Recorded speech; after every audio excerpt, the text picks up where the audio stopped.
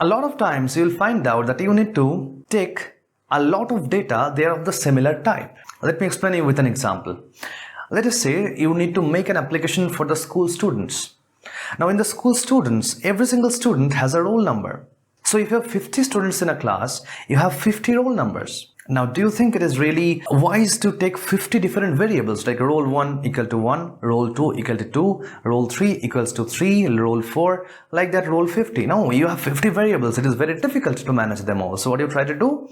You try to take them together. We try to collect them all together and we try to operate on a single variable. So we call a variable, let's say, rolls, and we put all the rolls over there.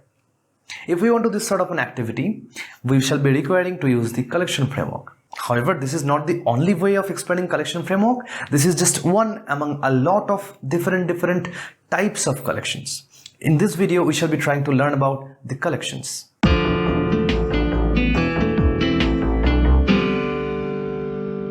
So today we'll talk about a little bit of the collection framework of Python. Okay, in collection framework of Python, we have got lists, tuples, sets, and dictionary. There are 4 things.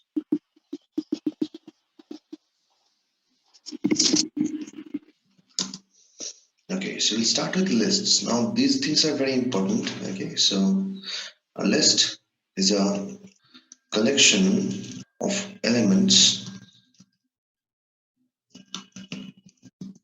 So a list can contain collection of elements. A list can contain any number of elements, and it can also contain duplicate elements. Means what? Means let us say there is a list that is containing some numbers. So it can contain duplicate numbers, like let's say 1, 2, 3, 3, 2, 5, 6, 6, 5, something like that. So basically one number can be repeated, or one element can be repeated multiple times. Okay.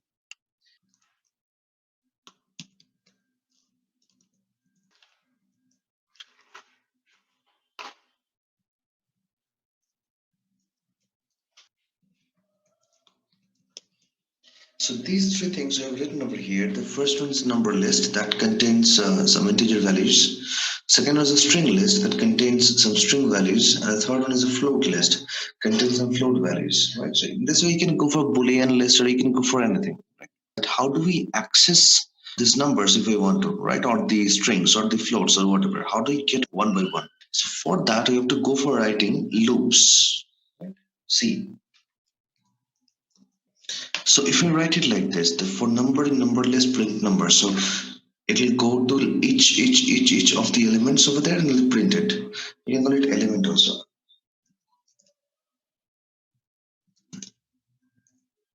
See?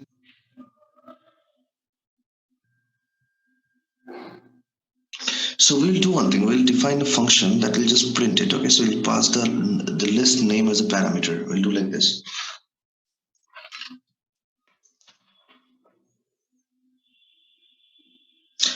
And now you can see this printing the list of the names over there. So I took a function. That function will automatically iterate over the total number of lists and total number of elements over there, and it will be printing them one by one. Exactly that is happening. So no matter which one I am sending over there, ultimately it will loop through that one. It will give you the elements. That's it. Now this much is pretty much straightforward. The things start happening when you try to have lists within lists. Let's try to see how we can do that.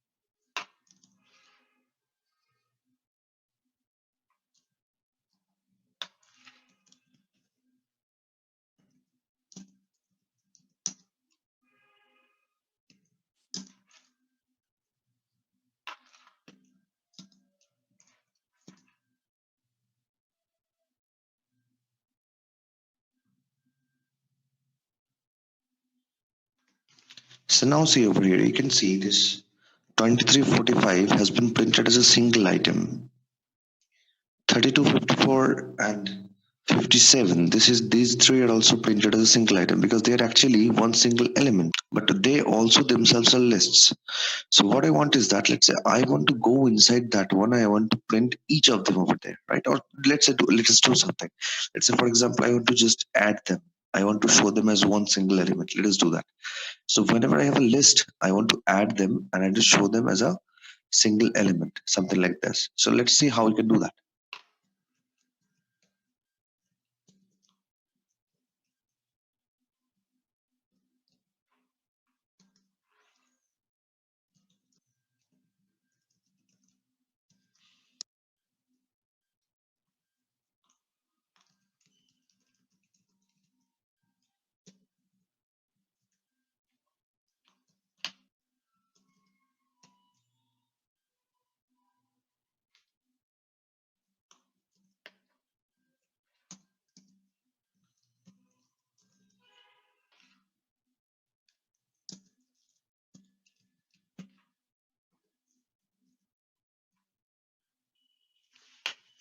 Okay, so now see what we have done over here. What we have done is we have told that for each element that is finding out, I again wrote another loop. This is called nesting of loops.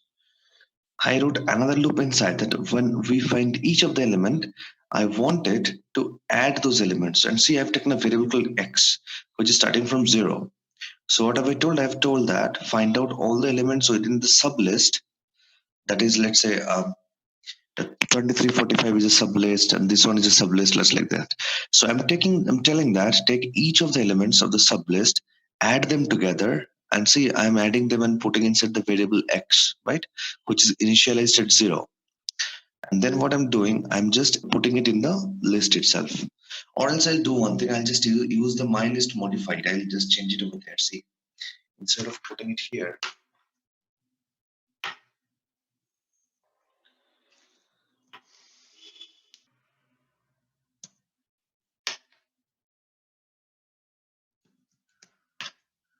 Okay, but here there is a problem. So that is, how do I know whether that element, whichever I am seeing right now, is a list element or is it just a number?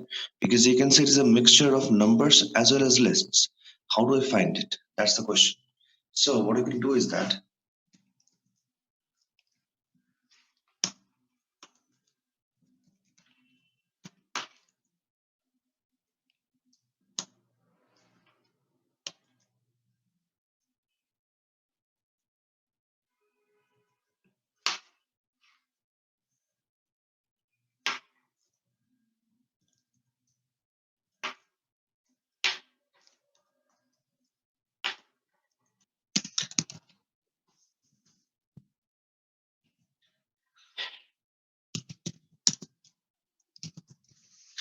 okay, let's understand what is happening. We are saying that for element in my list, so this will go through each of the elements. So this will go through each of the elements in the list. The next line I'm trying to figure out, or let's see if the current element where you're looking at is a list or not. Right? So then what we're doing, we're saying that if it is a list, right, we're taking a simple variable, you can see x equal to 0, so you're going to add it over there. In case it was a list, we shall loop through the elements within that list once again. I'll keep on adding the element, right? And once you've done that, what we are doing, we are pushing that, let's say, summation in the new list. So append is to just add a new element in the list, okay? And here is like,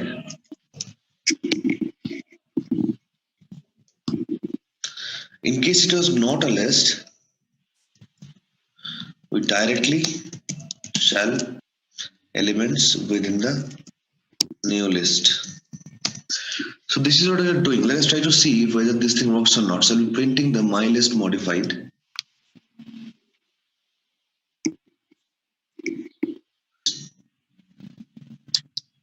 Why is it printing this, guys? Why is this thing getting printed? That will happen if I just take this guy below. I'll just delete this printing. That's it. Now let me run it. Okay. So you can see first element was not a list, it printed 1 because it came to the else part. Second element was not a list, it printed 3 because it came in the else part. The third element was a list, so it added it 23 and 45 because that's what I've told. And it added that part. It kept on adding things over there whenever it found out one. So this is your nested loop within a loop, right? The functions that we find out for list, I'll just come back over here. The functions that we find out for a list, there are some functions about a list. So let's say I have the string list dot. Now look at this. The first one is append. Append means you can add a new item in the list.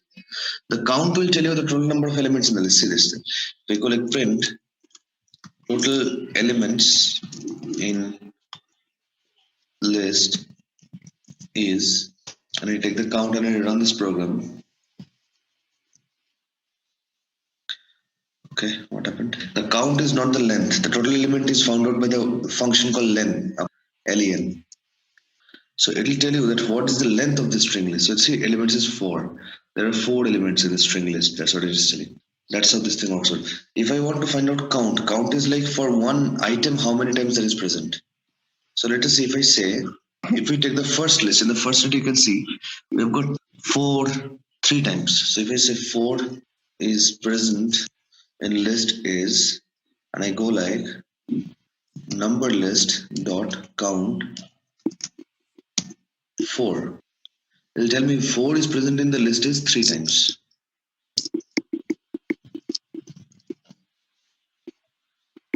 So we can see it tells that how many times a particular element is present in the list if I use the count function. So now let us try to look into some other functions as well. So there are multiple kinds of functions you can see. Let us try to go for another function which is, let's number list dot. So count we understood, append we understood. What is extend? Let us try to see extend. So extend is if I try to add another list within the list. Means what? See, I'll explain you this thing. This is a little important part. Let us say we have another list. Okay. We'll call it another number list. Okay. Or let's take the string list also. So if I go ahead and if I do like this, let's say number list dot append string list. If I do this and then I print the number list, so you will see that the elements of number list is there, whatever is there, 1 2 2 2 etc. I'll just delete some of the numbers from here. That's it. I'll just delete them just to make it look a little smaller. That's it. So immediately this thing changed. 4 present in the list is 1 time because only 1 is there. So if you see, it's printed like 1 2 3 4 and then the entire thing.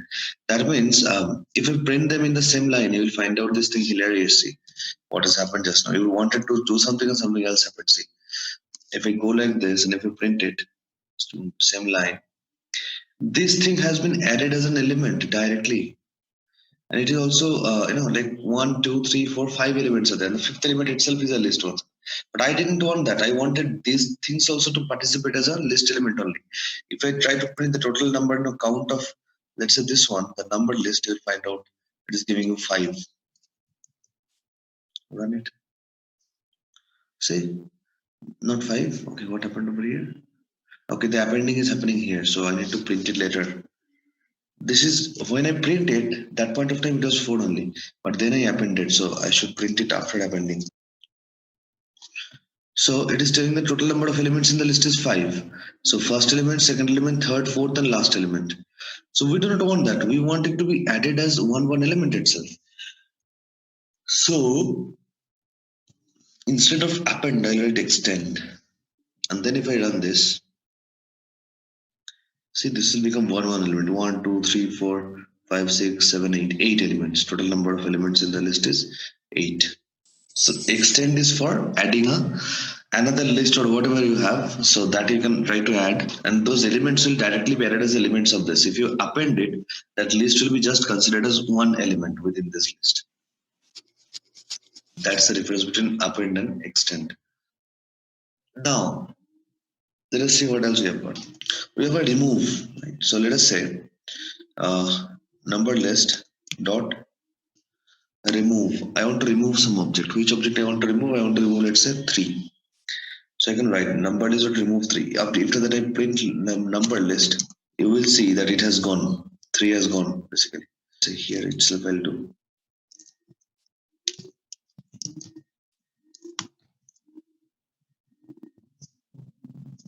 See. So 3 has been deleted. The other things are there. So that is your remove. If you want to remove by index, let's say, I mean, there is indexing, right? The first element is known as the zeroth element. 1, 2, 3, 4, 5, 6, 7. So there are 7 indexes. So starting from the first element is always 0 index, second is always first index, third, second index, third index, fourth index, like that will keep on going. So total, if there are 8 elements, there are total 7 is the highest index. If 8 elements are there, the highest index is 7. If I say, see, let's say number list dot pop listing text index. Let's say I want to pop the fifth element. So fifth means which one? Zeroth, first, second, third, fourth, fifth. So this is the fifth element, right?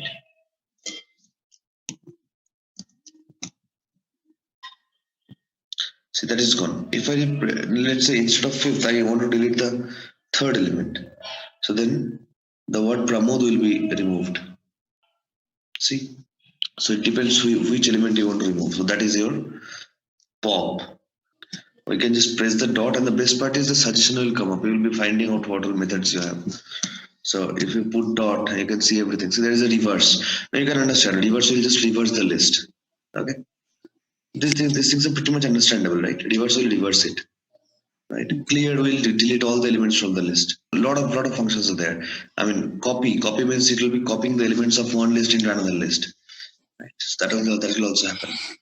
So anything you can do. Right? Basically, let's say reverse I want to do. So then I'll go like list printer. Correct? Reverse. Now the last element comes first, and so on and so forth. So this is about a list. One thing about the list is that a list can contain duplicate. Another thing, it can contain any number of elements. So right now there is 5 elements. You add another one, it becomes 6 elements, like that, and all those things. We have another form of data structure which is known as tuple. Let us look into tuples. What they do? They're pretty much same as list with only one difference. Let us look at tuples. They're similar to list, but one thing is that not allow the addition of new element on the fly. Means what? Means once you've created a tuple, that tuple equal to this, whatever I've written, it will not allow you to add or delete any element over there. It will not. Addition, deletion, anything.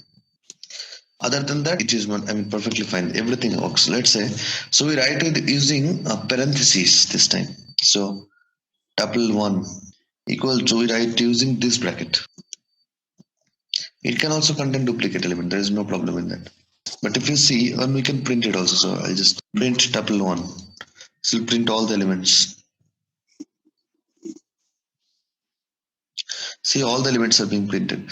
Now, if I try to do some operation on this, you can see tuple 1 dot. So this see, the only count is there and index is there. Count, index, nothing else. All this underscore functions you do not need to use. You can see just these two functions are there. So there is no sorting, there is nothing, because if you're doing sorting means what? Means you are changing the order of the elements, correct? One element you're putting in first, one you're in the end. That means addition, removal, these things are happening. It does not allow any, I'll just say modification.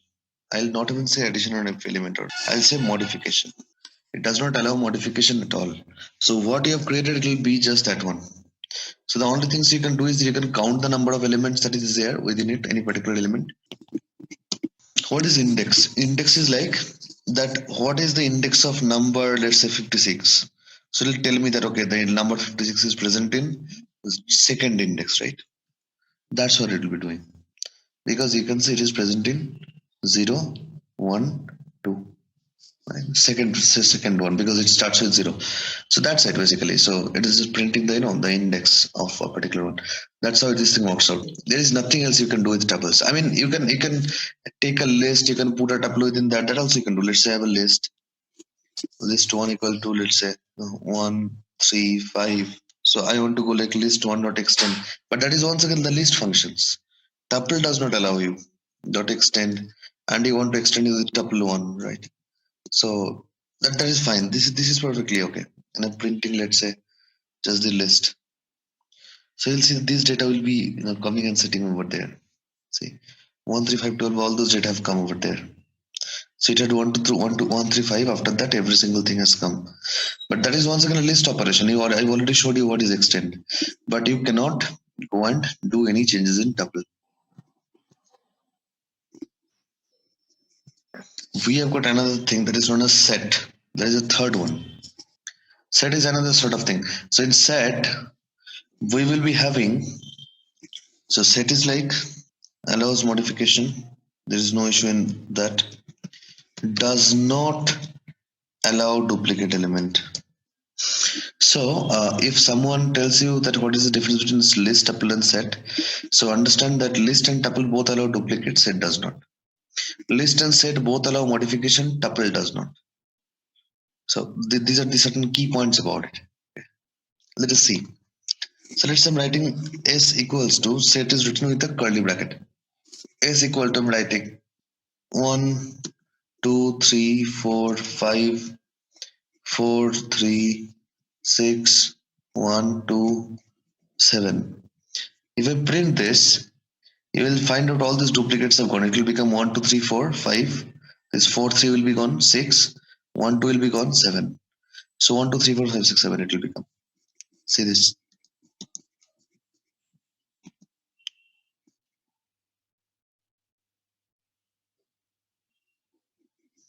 See 1, 2, 3, 4, 5, 6, 7. So there's extra parts, that 4, 3 that was there, that was just duplicate. 1, 2 that was a duplicate that has been discarded. So it will delete all the duplicates. That's it. Other the things are very same. See, s dot pop. Pop means just throw out one element. Remove means remove this particular element. Update. This update is basically when you are trying to put a new element within it. That is called update. So they call it update instead of insert or something. Very same things. So see this thing. If I do like s dot update and let's say add, for example, a new list over here like 2356. So that will be added to my s. So there we call it extend. Here we call it update. But they're ultimately the same things. So if I here during updating also, let's say I'm putting another time a duplicate element 7, for example. You will see the 7 will be discarded only till 56 it will take. See, this two element it added. The 7 it did not add in 1 second because it was already present. This is update. The new things that come into picture is intersection, union, these two stuffs. These two are the new things that got added. Okay. So what happens? The intersection. Another thing I'll tell you. There is remove. Okay. If I say I want to remove, let's say 5, and then I want to print the set and see what will happen. It just get rid of 5, right? Means it will be 1, 2, 3, 4, and then 6, 7, 23, 56. But if I try to remove something which is not present, let's say 12. Now there is no 12, right? If I try to remove 12, what will happen? It will throw me error, right? In line number 11, there is a problem. In S remove 12, key error 12. So it is telling that it is unable to do it. So instead of remove, what we can use discard. In discard, what happens if I run it and it is not present, it will still not throw any error. If it is present, it will delete. But if it is not present, it will not give any error. See, try to remove, let's say 4, it will remove it. See, it goes off. But if there is that element is not present, you can use discard and it will be just trying to see if it is present, it will delete. If it is not present, it will be silent. It will not throw any error or something. So you can use them as per your requirement, basically. Let me talk about this intersection union a little bit. So intersection means if there are two sets, let's say I'm creating another one, S2, and I'm writing some elements which is common with that one. Let's say 5 I'm writing, 34, 12, 6, 23, right? Like this. And let's say 13, 15. Two sets are there. Now if you need to find out what are the common elements in the sets, the common elements, how can I do so? So I'll take a new set S3 equal to, I'll do S1 dot intersection, S dot intersection, not S1, sorry, intersection with S2. If I'm doing it and I print it, See, the common ones are only coming 5, 6, and 23. Instead, if I do union means what? Just taking it one time. So every number will come only one time only. It is not adding. Whatever common elements they'll be taken, also the uncommon elements, all of them.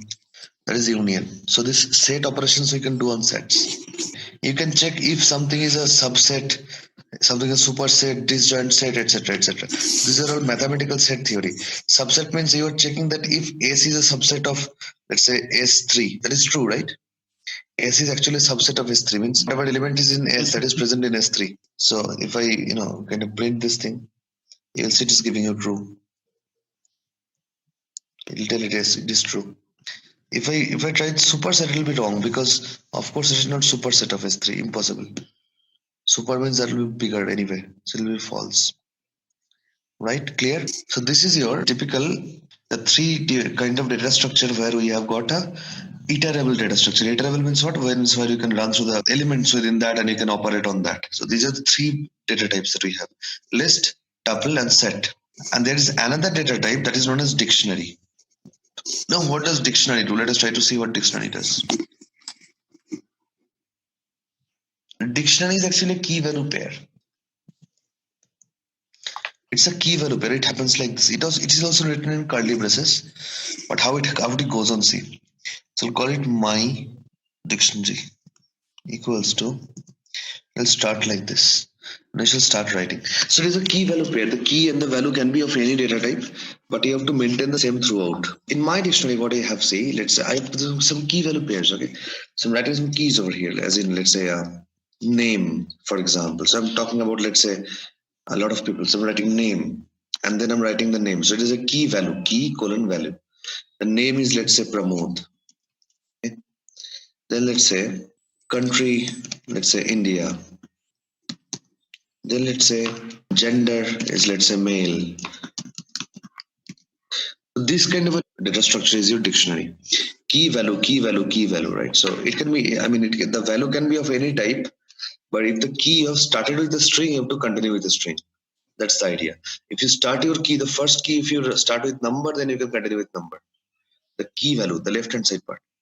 Key has to be the same data type. The value can be of any data type. Their mix and match is possible. See this thing. Let me try to do some mix and match. Okay, so I'll go like married, I'll write in false. So that becomes a Boolean data type. Okay. I'll go like, let's say, age, for example, 30. So in this way, we can continue writing. So now, if I try to print the dictionary, the first thing is that if I just print my dictionary, it will be printed anyway without any problem. So it will just tell all these things. You can see key value, key value, key value, key value coming into picture. If I want to find out one particular one, so that also I can do, like print, let's say, my dictionary, and I want to find out one particular. Let's say I want to find out, let's say, gender. That also I can do. I'll just run that much. It'll tell me male. The output. You can put the key like this. It'll tell you that particular value. If I, let's say, go like age, it'll tell me 30. So if I go like my dictionary, and in the same way I'm writing, but this time I'm writing a new key. Let's say name, country, gender, married, age is there. Let's say along with that, I want to add, let's say, occupation. And I add a value as equal to. So in this way, you add a new value. My dictionary, within square bracket, write a new key equal to, write the value, whatever value you want. So occupation, let's say I'm writing, for example, job. So now if I print the dictionary, you will find out a new field has been added. See, occupation, job, this has been added. This was not there earlier, right? So this way you add a new element. So this is okay. What all things can you do on the dictionary? Let us see. Let us put a dot and you can see. One is update, where you can add another one, just like in set we had pop, get. This get is also will give you a particular element. So get, and you can write down what. So if I write down get and I write down, let's say, for example, age, once again. So just see this thing. It will also give you the, so print it. Same thing will happen. Here also you're getting 30. But you don't need to use the get, age and all those things, because you by default you get the just a square bracket and it will work out. Keys. If I print the keys, I'll find out all the keys of this dictionary. Just the keys. Okay. Not the values. See. The keys are name, country, gender, married, age, and occupation, it is telling. So it'll tell you all the keys that you have if you try to just print keys. If we go like items, then see. It says the key value pairs name Pramod, country India, gender male, married false, like that, occupation job, age 30, etc. etc. etc. So in this way it will be telling you basically. But again, you know that to print the entire dictionary also at a time. So it depends, like which one you want to use. Then let's say go like my dictionary dot values. So just like we have got keys, we have got values also. It will just give us the values. So the keys give us all the keys, values will give us all the values. So the left hand side part is known as key, the right hand side part is known as value. Set default. See what happens. Set default is like if there is a particular key, let's say we're adding a key called sample key. Okay, simply I'm just adding something and a default value -1. So now if I'm doing this and then I go like print my dictionary, we'll find out this has been added over here. Sample key equal to -1. Right. So this one what happens? So if you want to add a particular element with a particular key, now if I try to change it, I can change it very easily. My dictionary, I can just go to like sample key. Okay. Change the value to let's say 10. And after that, if you print my dictionary, so basically what is happening is set default. So whenever you are adding a key, you are also adding a value together with it, right? So just a default value kind of thing. That's how it is taken. So now if you print, you'll see that it has been updated with the latest value. And now the thing is that here, remember one thing in case of dictionary. So I'll just write down the key value pair, and it does not support duplicate keys. Okay, there is something you need to remember. This thing does not support duplicate keys. Means what? Means I cannot have the name 2 times. It is impossible. Just try out to add a new element. I mean, how will you add a new element? Just add it over there. Because normally if you put square bracket, it will update. So name again I'm putting over here. And this time writing name as, let's say, for example, Ganesh. If I do so and I run this program, you'll find out that the output has become Ganesh itself. See, name as Ganesh. So name Pramod is discarded. It will only keep only one time, and it will take the latest value. So if Ganesh is the latest value, it has taken that. It is discarded Pramod. So it will always discard the duplicate elements. This is basically 4 main things, that is list, tuple, set, and dictionary. Actually, you have all the built-in functions. You want just the keys, you can do the get keys. You can want just the values, you can do get values. Okay, so there is, I mean, you don't need to do anything by yourself. Everything is predefined. And that's the beauty of Python. Every single thing is already written over there. So I'll show you another example with a nested loop. Let's say I want to print a star pattern. Star pattern is a very famous question in programming language. So I have to print a pattern like this: 1 star, 2 stars, 3 stars, 4 stars, 5 stars, like this. Okay, and to print this kind of a thing. When you do so, how I can write it? I can write like for, let's say I want to print 5 lines. So I'll go like for I in range of 5, and then so this will print like what will happen now? See, if I print I, what shall I get? I'll get like 0, 1, 2, 3, 4, right? If I print I plus 1, yeah, then it will become 1, 2, 3, 4, 5, correct? That is exactly the number of stars we want. That many number of stars, then I will not print it anymore. So that means in the first line, I want I plus 1 number of stars. So I'll write another loop for, let's say, j in range. I'll write it I plus 1. What I want to do, I want to print a star. And I want to print the same line. So write end equal to blank. Let's select this. So this is for counting lines, and this is for counting stars. How many stars we want? And this is a printing of the star. After printing, I have to come to the next line. So I'll just leave it like this. Now if I run this, see this? 1, 2, 3, 4, 5, like that. So the first loop is calculating which line you are. First line, second line, third line. And second loop is like how many elements you have to put in them. How many stars you have to print. So for every time this loop is running, this internal loop is also running full, right? First time it ran 1, second time it ran twice, third time it ran 3 times, 4. So in nth time it will run in n times. This is basically a nested loop.